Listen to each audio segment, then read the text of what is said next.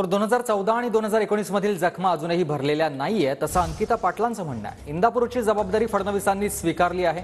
महायुतीचा धर्म सर्व मित्रपक्षांनी पाळला पाहिजे असं आवाहन अंकिता पाटील यांनी केलंय। तर महायुतीचा धर्म पाळणार आणि शब्द देतोय आपण असं अजित पवारांचं त्यावर उत्तर होतं।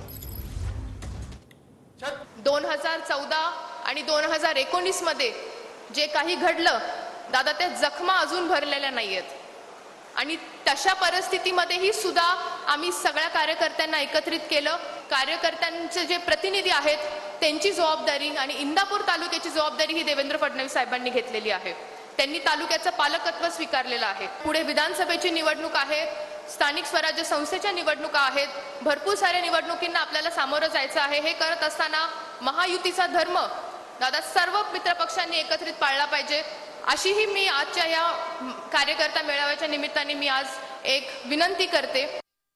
आता बोलत असताना वेगवेगळ्या पद्धतीनं अंकिता पाटलांनी सांगितलं की आपण पुढे महायुतीचा धर्म पाळला पाहिजे। हा अजित पवारचा शब्द आहे, मी महायुतीचा धर्म पाळणार। त्यामध्ये जे 2004, 9, 14, 19 ला घडलं तशा पद्धतीनं घडतं आणि ते आम्ही सहन केलं, ते घडता कामा नये। आमच्या जखमा त्या काळामध्ये झालेल्या आहेत हे पण त्यांनी सांगितलं।